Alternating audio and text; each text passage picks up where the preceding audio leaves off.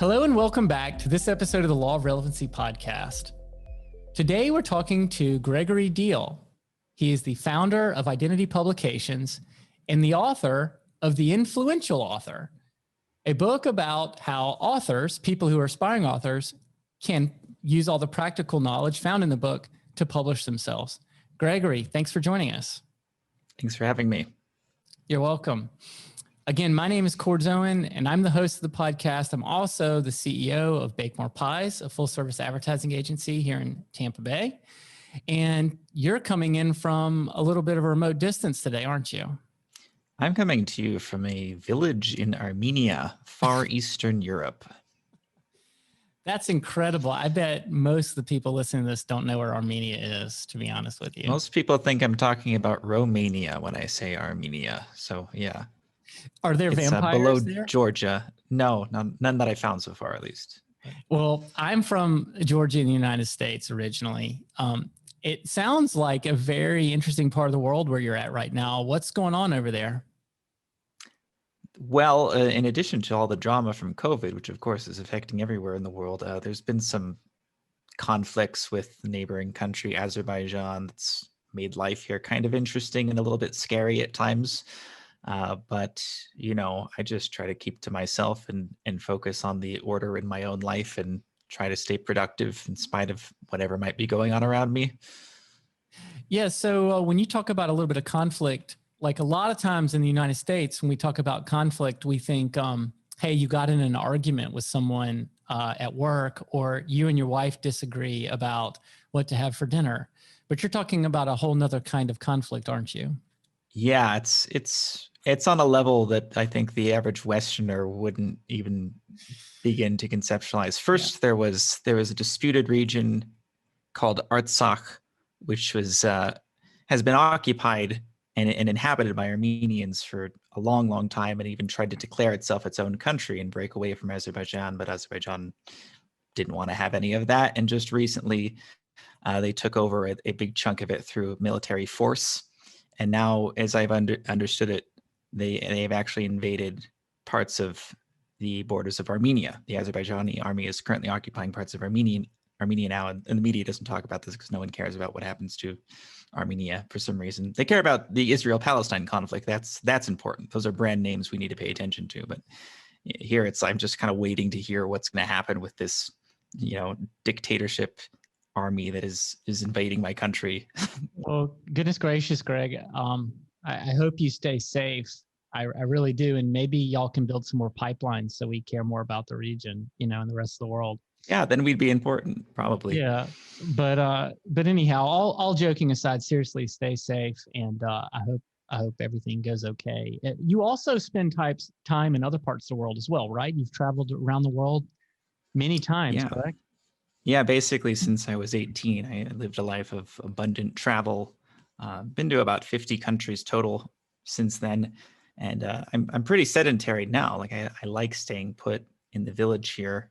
I have a house here I've been refurbishing slowly. But yeah, I consider myself a man of the world.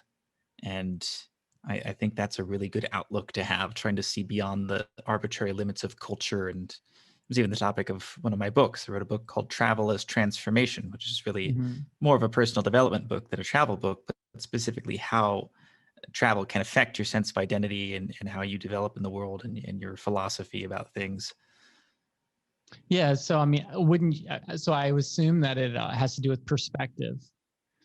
Yeah, very much so. And not just gaining new perspective, like, oh, look how they do things over here. Isn't that interesting? But really also being able to let go of many of the things you learned in whatever country you were born in and raised in, most of which is arbitrary, a lot of which is quite harmful and limiting, to say, well, just because I learned that that's how people do things, I don't need to keep thinking that anymore. If that custom or that belief isn't helping me in some way. I can just accept that that's not the person I have to be. That's not how I have to see things. Well, I really appreciate that perspective. And it sounds to me like you're very talented at distilling that perspective into content in the form of books. When I was looking into your background, I saw that there's kind of an intriguing story that happened, what actually helped you become an author. Yeah. It's probably not the way most people get into authorship. I hired a woman some years ago, about 5 years ago, to help me write my first book. And she was basically offering me a sort of done for you package, like, okay, well, I'll interview you and help you craft the content of your book, and I'll launch it for you on Amazon, and I'll get it to be a bestseller, and all these big promises for a grand total of $5,000.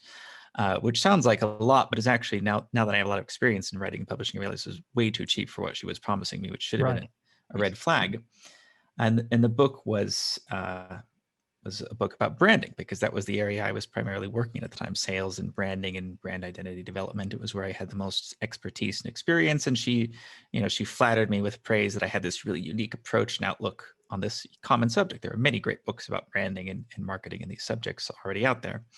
And she did some of the work. She did definitely help me get the book started by like interviewing me about what the content of the book would be. But then she basically dropped the ball and dropped all contact with me and kept my $5,000.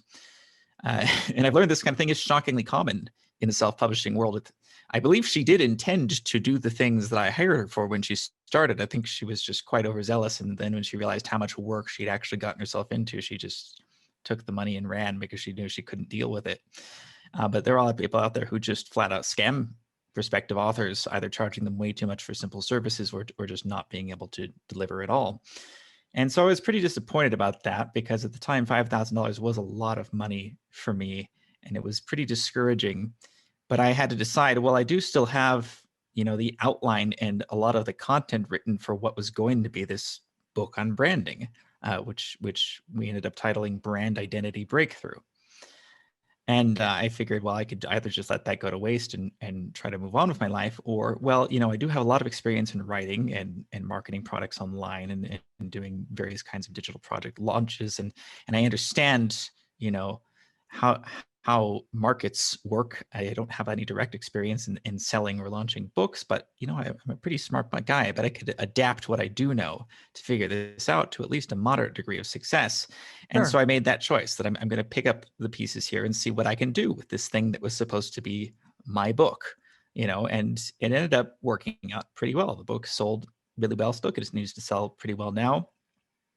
And most importantly, it affirmed for me that, wow, I guess I can write books and have them be moderately successful. Like, what other book should I write? It's not a question I'd considered before. But now that I know that I can produce books and actually have them work and make me money and people like them and want to read them, it starts a whole new series of conversations in my mind of all the things that I would want to put out into the world as a book. And that eventually turned into me also helping other people do the same thing with writing, editing, proofreading, preparing for market, and basically everything that they need to make their book successful. Mm. Well, that's super interesting. I love the fact that you just jumped in and said, "Hey, I'm a smart guy. I should be able to figure this out." I mean, there are millions of books out there. Other people must have been able to figure this out too, right? Yeah. And I had the right background for it, just not specifically with books, but various other kinds of sales and marketing. Sure. And so now identity publications. So that's the business that you started to actually fulfill the mission of the woman Yeah. who kind of took your money. So yeah, it started just to be as a platform to launch my own first book, Yeah. with no knowledge of what would become of it after that. And then it actually became a fully fledged small publishing house. And I've worked with a handful of other authors to help them launch their books. I've written a few of my own. I have several more of my own on the way. And yeah, so that's kind of what I do now. That's incredible. And I think, I love the fact to hear your stories about how you travel all around the world on the income generated from teaching others how to do this, helping others directly in publishing their books, as well as, selling your own books. I mean, a lot of people work their entire lives so that they could check off a bucket list item, one or two, in order to, go somewhere exotic. But you're able to do it pretty leanly, by managing your expenses and everything else. And you've gotten this worldly perspective. So I admire that quite a lot. Well, what most people think of as travel really falls more under the category of vacationing, like spending Yeah. thousands of dollars to go some fancy beach for a couple weeks and stay in a really nice hotel. But you consider the fact that most of the world lives on far, far less cost of living than what a Californian like me is used to, or pretty much anybody from the West, from the US or Canada or most of Western Europe. You know, most people live on a few $100s or less in most parts of the world. Certainly here in Armenia, my lifestyle is quite inexpensive here, even though I still enjoy many modern Western luxuries. But yeah, I mean, I make more than enough just from my book royalties to fund a basic existence here. But the more important thing is that having assets like a book that captures your message, possibly represents your brand or your business in some professional context, also opens up the door to many other possible revenue sources. Maybe Yeah, just signing up more customers, whatever it is you're doing, or launching something new completely. I love that. No, I think having a book means a lot, right? It's showing others that you're an authority on the matter, whatever your topic is about. If you have enough experience or enough expertise in order to put together a few hundred pages of content around a topic, that there's a certain amount of authority and trustworthiness that comes along with being an author. Yeah, and hopefully, you know, your book can accurately convey that, because almost anybody can put out some kind of, you know, cheap ebook that's the ultimate guide to blank, whatever. You know, that's such a trendy thing now, Right. and it's become so trendy, and because self-publishing is so easy, because the barrier to entry is so low and the costs required so minimal, that anybody with an idea, whether it's a good one or not, can just throw up a cover on Amazon and say, buy my book. It's the leading authority on this subject, and I got it to #1 in some random subcategory. That means I'm an Amazon bestseller, right? That means something important. And so for that reason, you know, I stress quite a bit in my book, The Influential Author, that if you're going to do this, try to do it right. Put some weight into what you're doing. Have something that you actually think is important to say. Spend those countless hours actually slaving over the content of your book, and then bring it up to professional publication standards with the correct amount of editing and proofreading, and hiring a real designer for your cover, and testing how people respond to it, and formatting it like a proper print book is supposed to look, and all these weird little esoteric rules I certainly had to learn when I opened a publishing house that I wasn't familiar with. But there's an incredible amount of work that actually goes into making a real book, as opposed to just slapping something up there and charging 99 cents for it and hoping some people download it. Well, let's talk about that for a minute, because I'm sure that some people who are listening to this are thinking about sharing their life experiences or experiences with parenting or their career through the medium of a book. What are the things that we should do, obviously, besides buying your book about the influential author? What are some things that we can do to help us along that path so that we do it the right way? Well, unless you're crazy like me and insist on learning every little detail of what it takes to publish a book, just because of the circumstances I was in, where I decided I'm going to figure out how to do this, you really don't need to, and probably shouldn't seek to become an expert on every step of the process. I'm not a graphic designer, for example. I have a small team of trusted designers that I know who can do things like book covers and book formatting, and understand the standards required of those things and what people are looking for in a book cover. And I understand these things too as a non-designer. I don't do those things, but I understand what they should look like, and that allows me to manage that team of people, for example. And so your focus is probably going to want to be on as the writer of the content. If you have a background in something like sales and marketing, like I did, that helps certainly too, because you will understand better how to position your book on the marketplace and what people are looking for, and how it's going to be compared to other books on similar subjects. All of that understanding, even in a general way, helps a ton. But the most important thing is, on that some? Can you elaborate on that a little bit more about like your positioning. book? Yeah. Well, I mean, it's no different than any other product you could possibly launch, of course. People are going to compare it to what they perceive to be similar competing products, right? My first book was a book on branding. There are tons of books on branding, and even more in the subcategory that belongs to, like marketing, right? And even more about business, right? Business is one of the most popular nonfiction subjects to write about. So what reason are people going to have to buy a book called Brand Identity Breakthrough from some young guy they've never heard of before who doesn't have decades of experience here? And I realized quickly, and I confirmed this through feedback from early readers, beta readers that I showed it to, which is another topic I talk a lot about in The Influential Author, about getting that kind of early feedback to see how people are actually receiving your book, is not that people liked the book because I was the unequivocal master with the most amount of experience in branding who's worked with Fortune 500 companies all over the world. Those books exist. Those authors exist. You can go read their stuff if you want. They liked that I had a really unconventional perspective because I've lived a very unconventional life, even as young as I am. And I had a strange, not strange, but interesting way of articulating what I knew. I have a very direct way of talking to people, and I come up with poetic illustrations for things that make complex subjects clear and intuitive. That's feedback I get constantly on whatever I'm writing about. So I realized that's the reason people are going to buy and read my book, because of I have an interesting way of seeing things, and I have an interesting way of talking about things. And so whatever it is you're writing, figure out, why are people going to want to buy this book compared to others they could be buying?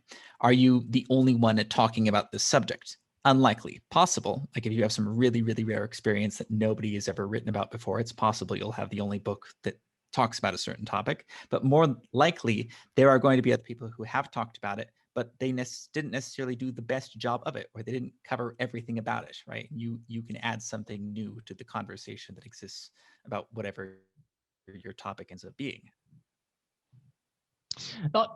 So I really like the title of that book, Brand Identity Breakthrough. I mean, just being somebody who's been in branding and marketing for a very long time, I find that that title itself is a great icebreaker, right? It really catches my attention. How important is the title of the book? Super important, of course, because it's people's first exposure and often their only exposure to what you've done. In fact, choosing titles and subtitles is probably my least favorite part of the process. I would rather sit down and write long, complex chapters about esoteric subjects than try to encapsulate, here's what this book is in 5 words or less. I hate doing that. And for me, it's either I know from the beginning what the title should be, which does occasionally happen. A couple of the books I'm working on now, I just knew immediately this is what this book should be called, and the book's not even done yet, right? It's barely started. But more often than not, I'm at the end where I've finished the text of the book and it's all edited and proofread, and I'm still struggling. Wait, should I use this adjective, or what order should these words be in? Or this is a keyword that should probably be included, but should I put it in the title or the subtitle? I absolutely hate doing that. And for that sort of thing, I mostly rely on market feedback. I find ways to test people who are in my target demographic. Which of these titles are you more likely to want to buy? What does this make you think of? What do you think this book is about? Is this the book you would be drawn to? Because I don't trust my own judgment about that sort of thing usually. I'm too conflicted, I'm too close to it, and it's so important. It really will have a huge impact on how many people end up clicking on the book or wanting to buy it or wanting to read the description for it, that I don't want to just leave it to chance or just say, well, I like this title the most, so I'll go with that.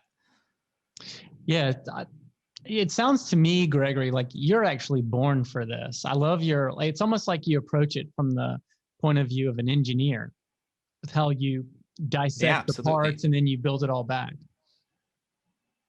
And the tricky part is having that perspective while also not sacrificing your artistic integrity, still writing the book that you want to write, right? Yeah. Ignoring all these necessary factors of how is this going to be perceived on the market and what is there a demand for, and really saying, this is the book I want to write, this is the message I have to share, but then also combining that with how is this going to be perceived, because that is important if you want people to actually read your book and maybe make some money from it too. Yeah, and I think what I'd love to kind of touch on is your company and your publishing house. It's built around nonfiction books that matter, right? Yeah. Books where people have something important to say. What are some of the most interesting books that you've been a part of in terms of, like, what was some of the most important things that those books talk about?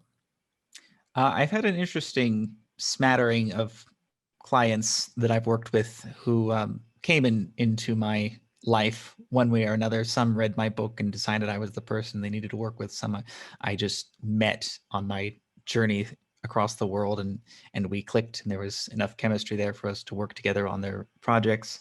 A lot of them have been personal development manifestos of one sort or another, basically people's life's work. One woman I worked with, her name is Becca Tsigani, and she wrote this massive 2-volume collection of basically like her entire experience studying various spiritual cultures around the world. It was a really complex book to format because she had diagrams and pictures of everything you could imagine throughout the whole book.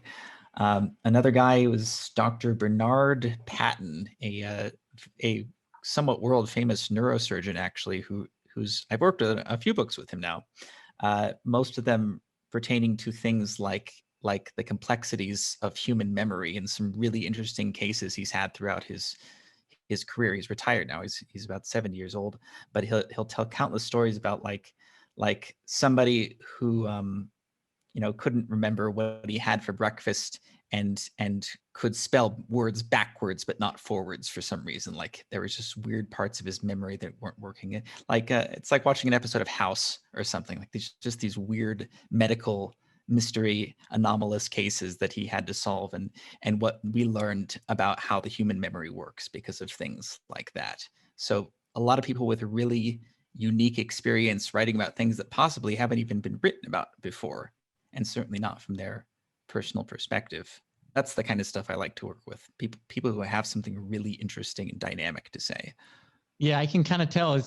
I'm glad we have the cameras on, because as you started talking about those different memory situations, like you get this giant smile on your face, like you it's come interesting. across as a Yeah. very curious person. Yeah, I mean, I learn quite a bit too working on these kinds of projects, and I just wonder, like, what would these people have done? Well, in some cases, I knew that they had been trying to get their book published for a long time and just kept running into hurdle after hurdle. And so it was nice to finally offer the doorway for them to get their book out there. But in other cases, I believe they probably just wouldn't have bothered to put their work into a book if they hadn't had someone like me to show them how to do it. Sure. And so now that we've written our book, okay, we followed your advice, we bought your book. What's our next step after we've written our book? What do we do next?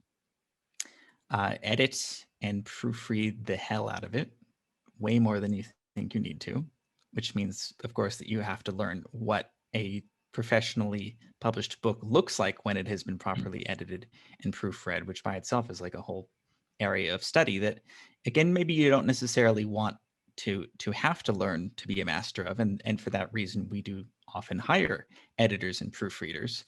And I do recommend that to an extent, but at the same time, not giving up creative control over your work, editing in particular. Proofreading is a lot more detached, a lot more, well, here are the objective standards that modern publishers use of when you're supposed to use a semicolon or what kind of quotation marks to use. And that doesn't really affect the artistic content of your work too much. But editing can be very dynamic and can completely change the meaning and the perception of your message if the person you're working with doesn't understand what you're trying to do, or that maybe you don't necessarily want it to come across the same way other books in your genre do, right? Maybe they have a certain kind of experience and they say, well, this is how this kind of book is supposed to be broken up and how the chapter should be, but maybe you don't want to do that for reasons you have. And so I definitely always recommend to authors, if you're going to write your own book, you should do most of your own editing with feedback from other people so that you're not totally biased and blind to how you could be doing things better, which is why we do sometimes bring in paid professionals, or at the very least, we use beta readers to read the rough copies of our work and say, well, here's where I'm lost. Here's where you need to expand and clarify this more because I don't understand this. Or this part really feels like it should come in an earlier chapter because this is where you're explaining the fundamental parts of everything else that goes into the book. So if I don't have this, then I'm not going to understand what comes later. And so many little things that you frequently miss if you are too close to your work and you're too caught up on trying to fix one part, you can't see the problems with another. And I would say spend more time editing than you spent writing generally, depending on what kind of writer you are. Such good advice. That is such good advice. I actually didn't expect you to say that. I was thinking you were going to say something about marketing or that type of thing, but such good advice. I love the fact that you should edit your own book with feedback from the market. That's really cool. So now that you've edited your book, what happens next? You edit, you proofread it. Then you have to work on the presentation, the design parts of it, which includes things like your cover, which again, unless you are not just a graphic artist, lots of people know how to use Photoshop or Illustrator or whatever, but one who understands how book covers are supposed to look, right? Or if you're writing a business book, what kind of colors and iconography do people expect on business books? And you want it to be recognizable as a business book, but you don't want to look exactly like every other business book, right? You want it to stand out a little bit, but not so much that people don't know what kind of book it is. There's a fine line, as with any product, right? Sounds like you need a background in branding. Yeah, it would help a lot, certainly. There's the text formatting, which mostly applies to the print versions of the book because ebooks are kind of customizable based on the e-reader that you're using. But for this hardcover and softcover, you're choosing things like what font are the headers going to be in versus the main body text, and what is the spacing between the lines going to be, and what the page number is going to look like. Stuff that again takes more time and more creative choices than you would expect that have to be made if you do it properly. A lot of rules have to be followed about, when you include a page number and when you don't, and when to use Roman numerals for the page numbers and when to use normal numerals. Again, probably mostly stuff you don't want to spend your days learning about and becoming an expert in, so you can hire someone who already knows these standards and that sounds works logical. with you to say this is the font we're going to use. What do you think about this? This is how it's going to look on the page. Okay, that's how we'll do the whole book. All right, so I'm an author, and I'm just hypothetically, I'm not an author, but let's say I am one, and I've gone through all of those steps, and now I feel like I have something that's ready to market. Right, it's been printed and all of that. What's the best way to get your book out there? Well, of course, almost everybody buys their books from Amazon these days, and they do offer the most robust and best self-publishing print-on-demand platform. Number 2 would be Ingram Spark. Basically, if you've got your book on both of those, you're pretty much covered. There are others, of course, but they hardly matter, honestly speaking. And at that point, it's not much different than any other product you could possibly try to sell on Amazon. It's how do I convince people, how do I get proof of concept for the market, which usually comes down to user reviews. Any product you buy on Amazon, the first thing you're going to do is see how many people gave this a 5-star rating or a 4-star rating. Are these verified purchase reviews? Like, did they actually buy the book before reviewing it, or did they just pay people to leave reviews without actually buying and reading it first? All this is stuff that is a headache to kind of manage, but if you've done things right up to this point, like if you have a large pool of beta readers who read early copies of your work, who said, yes, this is good, this is exactly what we expected from this kind of book, it's ready to launch, those kinds of people can end up being your first reviewers and can be the kind of people who end up helping you promote the book too. Because if your book truly is good and offers something uniquely valuable, people should want to talk about it, right? And aside from that, there are always podcasts like the one I'm on right now, where you can talk about, I just launched this great book that talks about how you can write a nonfiction book that matters and go from the early stages of conception to have it being sustainably successful on Amazon. And here's why you should read that. And guest posting on various blogs and marketing sites. Like social guerrilla marketing. Yeah. And all of those pieces. Basically. Anything that works for any kind of online product that you launch will probably also work for a book. But in the end, what's going to sustain your sales is people really liking the book and talking about it either to their friends or in public places. And even just simple things like running pay-per-click ads on Amazon's platform, just so when people search for certain kinds of things, they see a quick ad for your book that pops up and they say, well, that looks interesting. I do need to have a brand identity breakthrough. Maybe I should check that out. That's really good advice. Yeah, we love paid media. A lot of times it's the number one way you can push something in front of someone who's in that zone, so to speak, that buying zone. So those are all like really good pieces. Are we forgetting anything? What about fulfillment? Are you fulfilling through Amazon? They handle all that. It's all print on demand, or in the case of ebooks and audiobooks, they just send the files to your computer or your phone or whatever. We didn't talk about audiobooks. That's another important Yeah, that's channel my that's favorite way.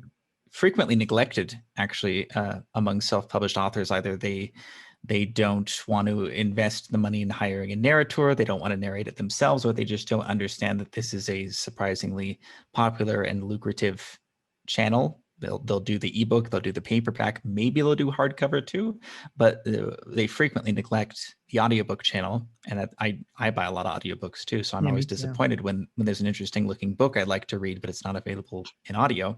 And I narrate my own audiobooks too, which I prefer, frankly, because I know how I want my book read, right? It's my message. I know where to put the emphasis on things.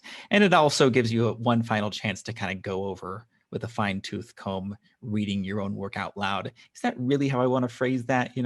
Just every little detail that you might want to change last minute. That's fairly easy to do if you know how to use a microphone and you can record the audio files, upload it to Audible, which is Amazon's audiobook platform. And yeah, once it's out there in every available format, ebook, paperback, hardcover, audio on as many channels as possible, it's really just about getting it in front of the right people, assuming there is a right kind of people for the book you've created, which there should be if you've followed my advice and wrote a book that people actually want to read. Yeah, it's almost like going into it, you need to write a book that the goal is for the book to grow through referrals. It needs to be worthy of being referred to others. It needs to be organic at some point. You can always boost things at the beginning, especially if you already have a massive following for whatever reason, or you have tens of thousands of dollars to pump into advertising. You can always launch things off with a bang just by getting it in front of enough people. Mm-hmm. But is that sustainable? If in the end people don't love your book and don't think it adds something new and unique compared to other books that talk about similar things, they're going to forget about it eventually, or leave negative reviews, which is like the worst. Sure. Worst thing that could happen. All right. So again, we've probably got authors listening to this, or aspiring authors. Let's say I want to do things the right way.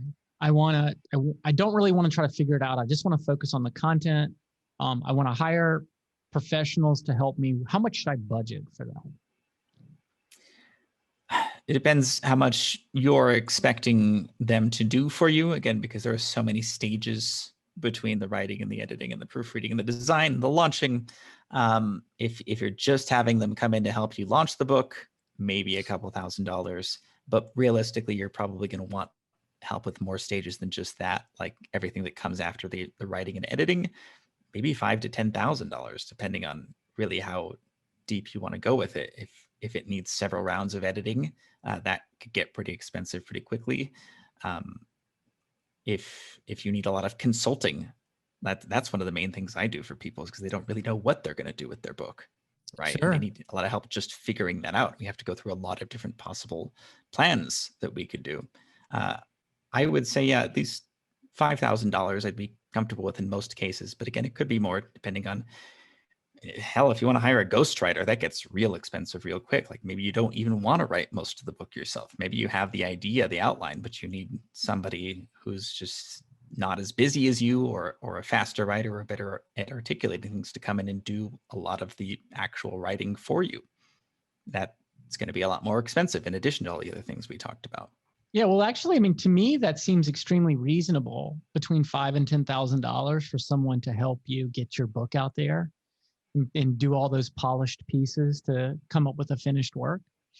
Seems very reasonable. Yeah, and I wrote The Influential Author in a way that explains to you how you can do all these things yourself, but at the very least, it explains to you what to expect will have to be done, right? And then you can pick and choose, yeah, I'm comfortable doing this, this, and this myself because I have experience in these areas and I have the time to learn these things.